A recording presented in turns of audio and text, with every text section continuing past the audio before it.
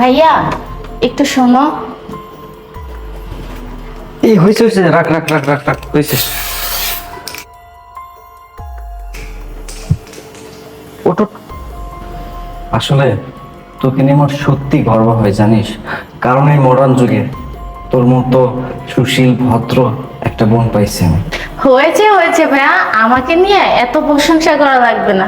তুমি না অফিসে যাচ্ছ, যাও সাবধানে যাও, পারলে একটু বাসায় তাড়াতাড়ি চলে এসো।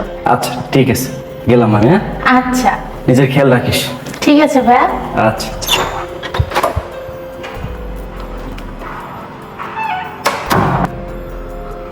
রোজ রোজ আমি আমার বোনকে সন্দেহ করি, আজকে বোঝা যাবে আমার বোন কার সাথে মেশে। যাই।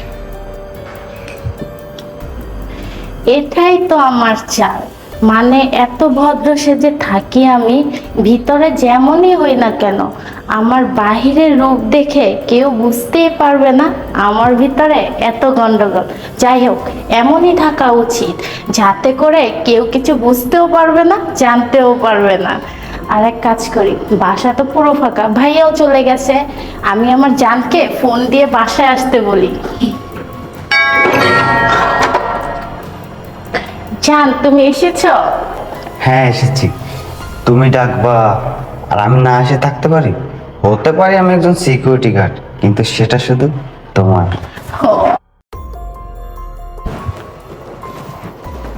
আসো ভিতরে আসো। আচ্ছা ঠিক আছে, চলো।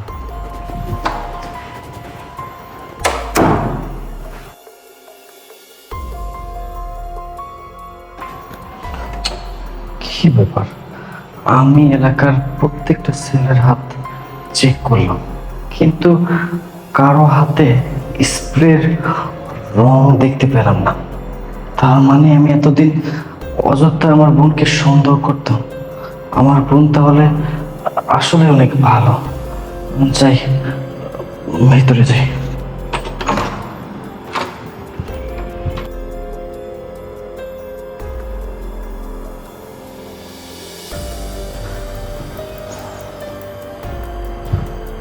ভাইয়া তুমি এসেছো?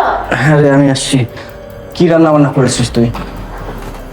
স্যার, হ্যাঁ সজীব, আয়। স্যার এই যে আপনার গাড়ির চাবিটা রেখে চলে আসছে। আচ্ছা ধন্যবাদ। এই দেখি তোর হাত, তোর হাত এটা রঙ আসলো কিভাবে রে? হ্যাঁ স্যার, সত্যি তো রং, কিন্তু রং কিভাবে আসলো এটা তো আমি জানি না স্যার।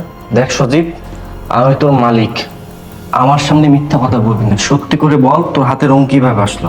স্যার আপনি বিশ্বাস করেন, রংটা কিভাবে আসলো আমি সত্যি জানি না স্যার। সজীব, তুই 2 টাকার সিকিউরিটি গার্ড হয়ে আমার সামনে মিথ্যে কথা বলবি আর আমি সেটা মেনে নেব? কখনো না। ভালোই ভালো বলতেছি, বল তোর হাতে রং কিভাবে আসলো। স্যার আমি কেন আপনার সাথে মিথ্যা কথা বলবো? স্যার বিশ্বাস করেন, সত্যি আমি জানি না রংটা কিভাবে আসলো। আচ্ছা ঠিক আছে, আমি মানলাম তোর হাতে রং কিভাবে আসলো তুই তা জানিস না। এখন আমি যদি বলি আমার বোনকে তুই ভালোবাসিস, আমার বোনের তুই বয়ফ্রেন্ড। সি সি স্যার, আস্তাগফিরুল্লাহ আস্তাগফিরুল্লাহ, আপনি এসব কি বলেন? আমি বামুন হয়ে কেন চাঁদের দিকে হাত বাড়াবো? আর আপনার বোন তো কত ভালো মানুষ, ফরেজগার মানুষ, 5 ওয়াক্ত নামাজ কালাম পড়ে, আর আপনি এসব কি বলতেছেন স্যার? ভাইয়া তোমার কি মাথা সমস্যা হয়েছে? তুমি আমার সম্পর্কে এগুলো কি বলছো? আর ভাইয়া, আমার কি খাওয়া দাওয়ার কোনো কাজ নাই যে সামান্য একজন সিকিউরিটি গার্ডের সাথে আমি রিলেশন করব? অনেক নাটক করেছিস তোরা। শোন, আমি এখন বিষয়টা বলি তো আল্লাহ তোদেরকে।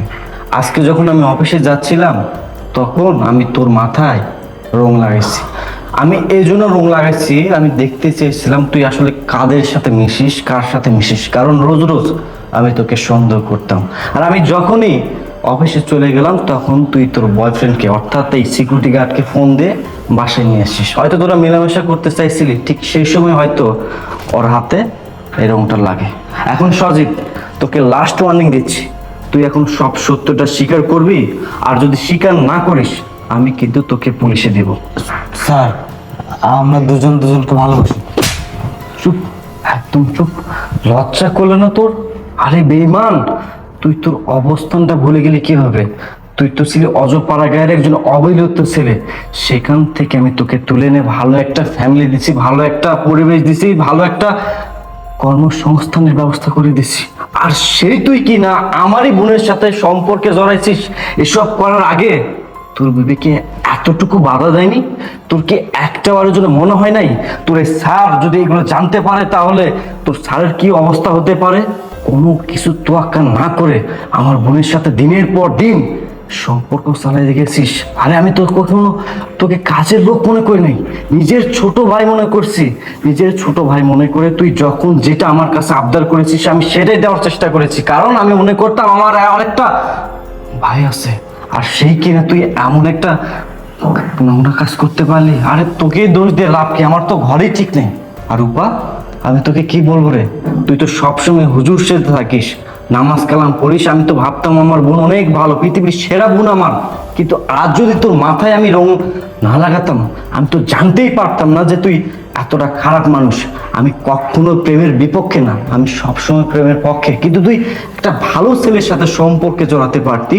তুই এমন একটা ছেলের সাথে সম্পর্কে জড়াইছিস, সে ছেলে কিনা আমাদেরই বাসার সিকিউরিটি গার্ড। এই সমস্ত কথাবার্তা যদি বাইরের লোকজন শোনে তাহলে আমার রেপুটেশন কি থাকবে?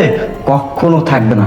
যাই হোক, আমি আর তোদের সাথে কথা বাড়তে চাই না। আর এই তোকে বলতেছি, আজকের পর থেকে আমার বাসার দরজা তোর জন্য চিরদিনের জন্য বন্ধ। যা আমার বাসা থেকে বের হ, বের হ বলতেছি, যা।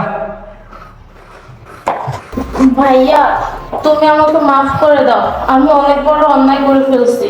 ঠিক আছে, তুই আমার বোন, এর জন্য আমি তোকে এই যাত্রায় ক্ষমা করে দিলাম। কিন্তু আমি সিদ্ধান্ত নিয়েছি, আমি 7 দিনের মধ্যে আমি তোর বিয়ে দেব। আমি কালকে থেকেই তোর জন্য ছেলে খুঁজবো, কথাটা মনে রাখিস।